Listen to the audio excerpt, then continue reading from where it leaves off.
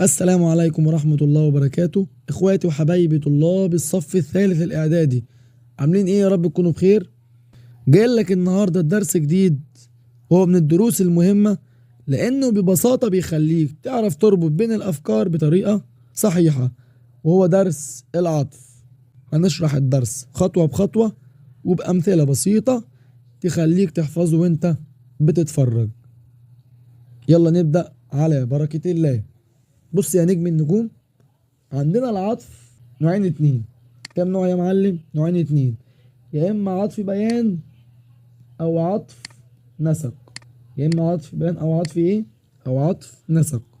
اول حاجة عندنا عطف البيان، وعطف البيان دوت قال لي هو تابع جامد يوضح متبوعه اذا كان معرفة ويخصصه اذا كان ايه؟ اذا كان نكرة. يعني مثلا لما اجي اقول لك اقسم بالله ابو حفص عمر، افهم من كده ان ابو حفص هو عمر وعمر هو ابو حفص. اذ قال لهم اخوهم نوح، اخوهم هو نوح ونوح هو اخوهم. هو ده عطف البيان. تعال نشوف اعرابه والكلام معاه جاي على ايه. بص يا نجم، لما اجي اقول لك ذهبت الى الاستاذ محمد، فين يا معلم العطف؟ الأستاذ هو محمد ومحمد هو الأستاذ. طيب احنا كده عرفنا العطف، وعرفنا ان العطف هي نوع عطف ايه؟ عطف بيان. عايزين نعرف بقى الإعراب ايه. بص يا عم، ذهب طبعا فعل ماضي، والتاء تاء الفاعل، وإلى حرف جر، والأستاذ اسم مجرور. مجرور بمين يا نجم؟ مجرور بالكسرة. ومحمد قلنا ده ايه؟ عطف بيان. عطف ايه؟ عطف بيان، لان الاستاذ هو محمد ومحمد هو الاستاذ. طب انا عايز اعرف علامة الاعراب ايه؟ نفس الكلام زي النعت وزي التوكيد. العطف من التوابع هيبص على الكلمة اللي قبله ويغش منها. الكلمة اللي قبله مجرورة بالكسرة هتبقى برضو محمد عطف بيان مجرور بالكسرة. صعبة؟ ناخد كمان مثال. أقسم بالله أبو حفص عمر. تعالى نعرب. أقسم فعل إيه؟ أقسم فعل ماضي، بالله جار ومجرور، الباء حرف جر، والله اسم مجرور. أبو هو مين اللي أقسم؟ أبو حفص. أبو هنا فاعل، والفاعل دايما مرفوع، وده اسم الأسماء الستة. اوعى تقول لي مرفوع بالضمة، اديك في وشك. مرفوع بمين؟ مرفوع بالواو. وحفص اعرابها مضاف اليه. اي كلمة بعد اسم الاسماء الستة يدينا مضاف اليه. هو مش ابو حفص هو عمر، وعمر هو ابو حفص، يبقى اعرابه عطف ايه؟ عطف بيان. عطف البيان من التوابع، فبيبص على الكلمة اللي قبله ويغش منها. الكلمة اللي قبله فعل مرفوع بالواو، هنا برضه هو العطف بيان مرفوع. بس استنى، اوعى تقول لي مرفوع بالواو. احنا قلنا يتبعه في الاعراب بس ما يتبعوش في العلامة. اللي قبله مرفوع يجي زيه مرفوع، بس هنا قلنا بالواو ليه؟ لانه اسم الاسماء الست. انما عمر هنا بقى ايه؟ اسم عادي، يبقى مرفوع بالايه؟ يبقى مرفوع بالضمة. ناخد كمان مثال. اذ قال لهم اخوهم نوح الا تتقون. ركز معايا كده، فين عطف البيان؟ اخوهم هو نوح ونوح هو اخوهم. افهم من كده ان كلمة نوح دي عطف ايه؟ عطف بيان. عايز اعرف علامة الاعراب، ابص على الكلمة اللي قبله. طبعا اخوهم مرفوع بالواو، يبقى نوح عطف بيان برضو مرفوع. اوعى تقول لي بالواو، ده اسم عادي مرفوع بايه؟ مرفوع بالضمة. تعال نرجع للمذكرة. لاحظ معايا، عطف البيان يأتي معرفة والغرض منه التوضيح، وممكن يجي نكرة والغرض منه التخصيص. فاكر لما قلنا الكلام ده في درس النعت؟ خد المثال ده كده: يوقد من شجرة مباركة زيتونة. زيتونة هنا هي الشجرة، وشجرة هي زيتونة. ممكن تقول لي نعت صح؟ طبعا مفيش الكلام ده. واقول لك ليه دلوقتي. خد كده المثال ده: ويسقى من ماء صديد. هتقول لي كلمة صديد نعت؟ اقول لك لا، مفيش الكلام ده. صديد عطف بيان وزيتونة عطف بيان. طب ليه ما قلناش نعت؟ بص يا عم، قال لي النعت والعطف يتفقان في حاجتين اتنين. بيتفقوا في ايه يا عم الحاج؟ قال لي بيتفقوا يوضح متبوعه لو كان معرفة، ويخصصه إذا كان نكرة. حلو جدا. وكل منهم بيوافق متبوع في الإعراب. لو اللي قبله مرفوع يجي زيه مرفوع، منصوب زيه منصوب، مجرور زيه مجرور، سواء في الإفراد أو التثنية أو الجمع.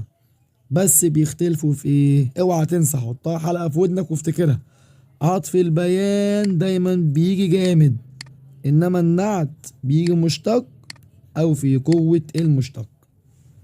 عندك شوية ملاحظات هامة جدا، تعال أقولهم لك. اللقب لو جه مع الاسم أولنا كده يدينا عطف بيان. يدينا إيه يا معلم؟ عطف بيان. زي الأستاذ إسماعيل، مش ده اسم؟ حلو أوي. جه قبليه لقب ولا ما جاش؟ جه قبله لقب. طالما جه قبله لقب أعرف إن في هنا عطف بيان.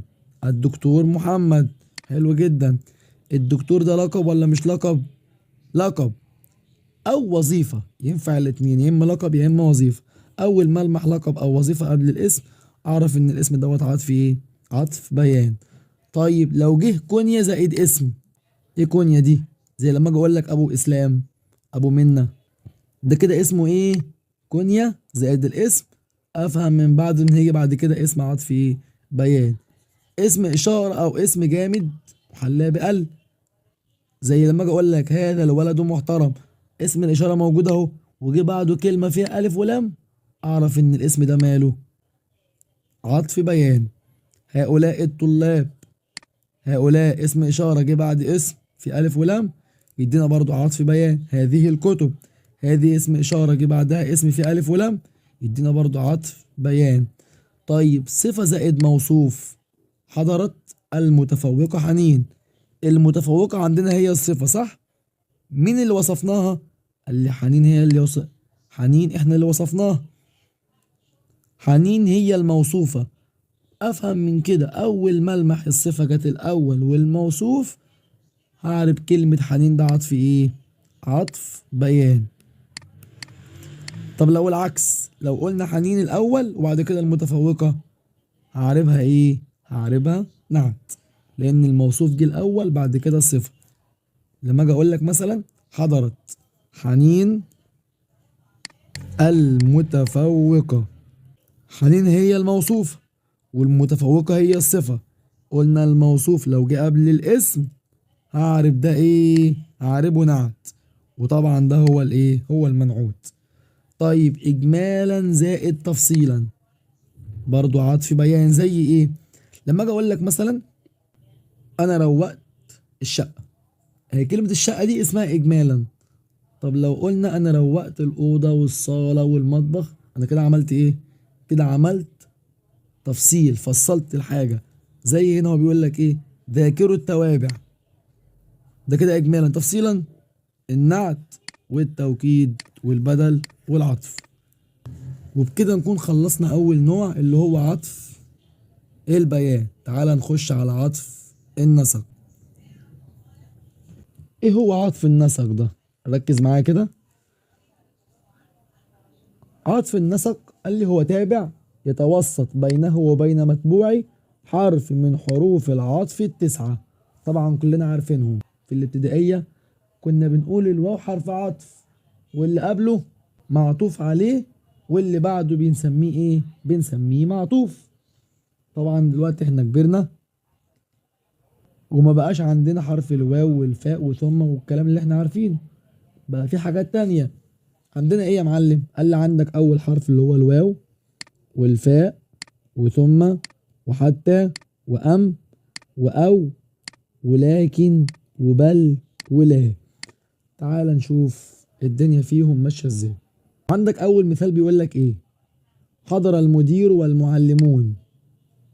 المدير هو ده المعطوف عليه، والمعلمون هو ده الاسم المعطوف، ووقع بينهم في النص الواو اللي هو حرف الايه؟ حرف العطف، وده معناه يفيد مطلق الجمع. يفيد مطلق ايه؟ مطلق الجمع. تعال ركز معايا كده. حضر المدير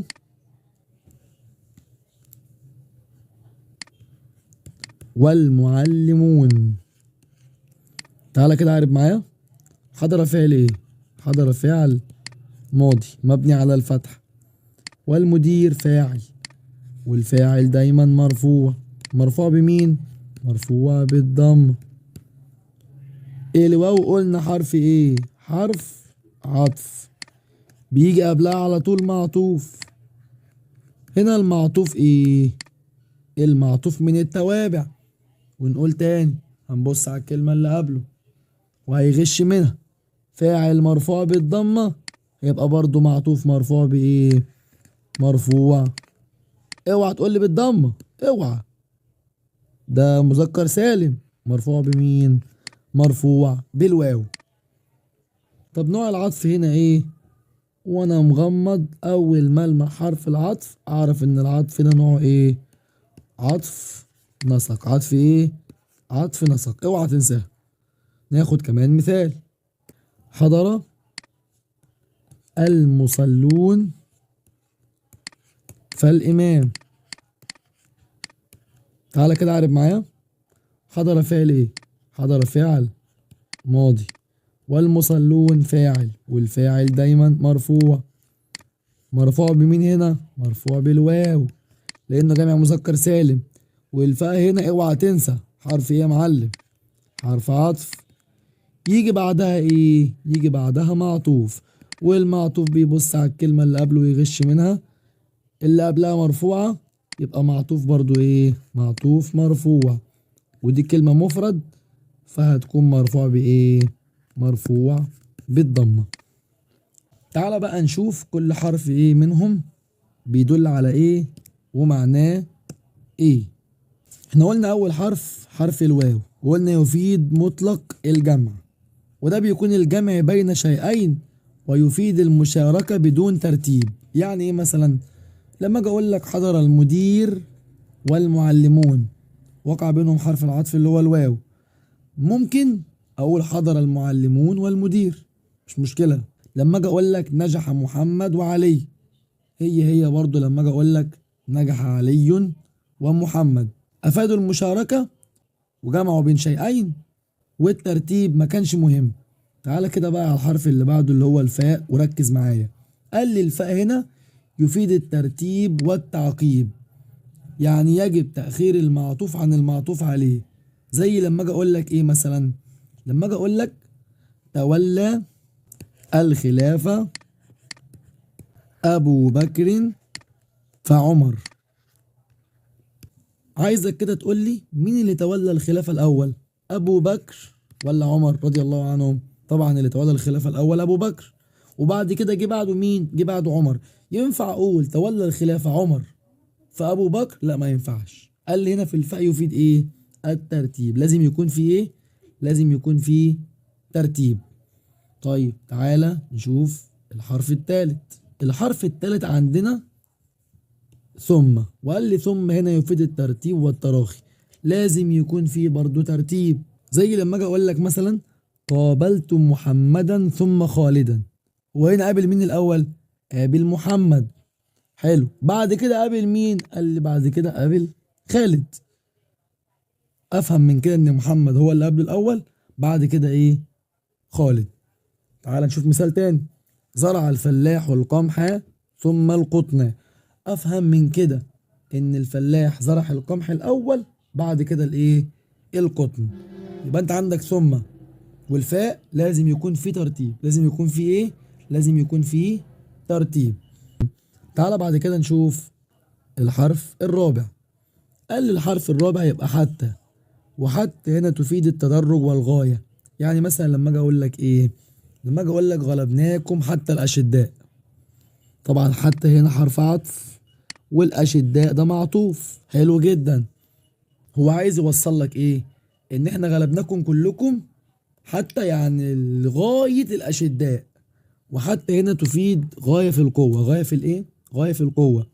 وتفيد برضو غاية في الضعف. في المثال لما اجي اقول لك نحترمكم حتى اطفالكم، بص كده، حتى هنا حرف عطف، جه بعدها اسم ايه؟ اسم معطوف. او بحسب الشرف والدناءة، زي لما اجي اقول لك مات الناس وحتى الانبياء، اللي بعد حتى بيقول لك الانبياء. الانبياء دي حاجة فيها شرف، يبقى هنا حتى غاية في ايه؟ غاية في الشرف.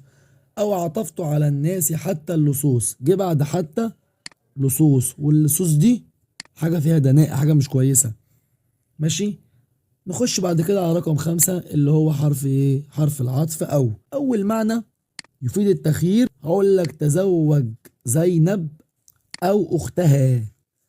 هنا خيرك بين زينب وبين اختها. طب لما اجي اعرب، تزوج فعل ايه؟ تزوج فعل امر، والفاعل ضمير مستتر تقديره انت. وزينب هنا اعرابها ايه؟ اعرابها مفعول به. واو حرف عطف، واختها اسم معطوف، واسم المعطوف يتبع الكلمة اللي قبله.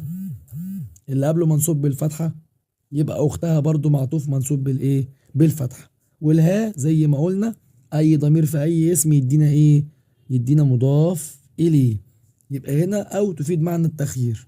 رقم 2 قال لي تفيد ايه؟ تفيد الاباحة. زي لما اجي اقول لك خذ القلم او الكتاب. يعني ايه؟ يعني خد القلم او الكتاب. ممكن اخد القلم والكتاب مع بعض، وممكن اخد القلم لوحده والكتاب لوحده. ماشي. ركز معايا، التخيير ما ينفعش اخد الحاجتين مع بعض. يعني هنا مثلا قال لك ايه؟ تزوج زينب او اختها، طبيعي ما ينفعش اتجوز زينب واختها. انما في الاباحه ممكن اخد القلم والكتاب مع بعض، وممكن اخد القلم لوحده والكتاب لوحده. فهمت؟ او اقول لك جالس احمد او محمدا، عندك برضه هي نفس الكلام. ممكن اقعد مع احمد ومحمد، او اقعد مع احمد بس، او اقعد مع محمد بس. انما فوق في التخيير ما ينفعش. زي برضو لما اجي اقول لك سافر الى العمل في امريكا او اسبانيا، ينفع اسافر في البلدين مع بعض واقول لك انا في امريكا واسبانيا مع بعض؟ لا طبعا. يا اما اسافر امريكا لوحدها، يا اما اسافر اسبانيا لوحدها. رقم 3 تفيد الشك بين شيئين. يعني مثلا المثال بيقول قول الله تعالى لبثنا يوما او بعض يوم. كلمة او هنا تفيد الشك، هم مش عارفين هم قعدوا يوم ولا كذا يوم. فهنا افاد ايه؟ افاد الشك. رقم 4 يفيد الابهام بين شيئين. زي مثلا لما اجي اقول لك وانا او اياكم لعلى هدى او في ضلال مبين. والله احنا يا اما على هدى او في ضلال مبين. طيب احنا قلنا الابهام بين شيئين، طب ينفع تكون بين اشياء؟ قال لي اه ينفع يكون بين اشياء. زي لما اجي اقول لك كده لا اتذكر في الصغر يوم العيد انا انفقت 5 ولا 6 ولا 10 جنيهات. هو ما يعرفش هو صرف ده ولا ده ولا ده. فهنا الشك كان بين اشياء مش بين ايه؟ شيئين. نخش بعد كده على رقم 6 وهو حرف العطف ام. وقال لي هنا ام يفيد التعيين والتسوية.